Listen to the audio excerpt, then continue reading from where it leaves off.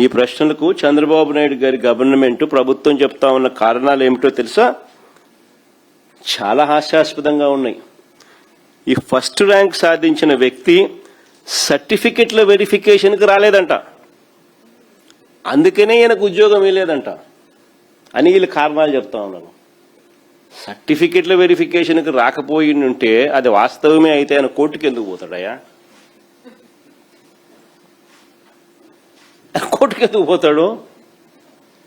నిజంగా వీళ్ళు చెప్పినది వాస్తవమే అయితే సర్టిఫికెట్ల వెరిఫికేషన్కు తాను రాలేదు కాబట్టి అందుకే ఆయనకు ఉద్యోగం మేము ఇవ్వలేదని చెప్పి వీళ్ళు చెప్తా ఉన్నమాట వాస్తవమే అయితే ఆయన కోర్టుకి ఎందుకు పోతాడు?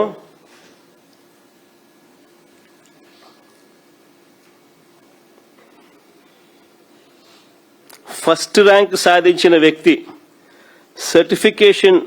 సర్టిఫికెట్ల వెరిఫికేషన్కు రాలేదు కాబట్టి పోస్టు ఇవ్వలేదని అంటారు.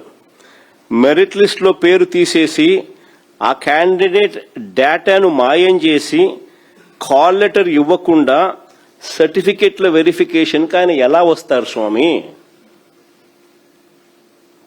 ఎలా రాగలుగుతాడు? నువ్వు పంపిస్తే కదా.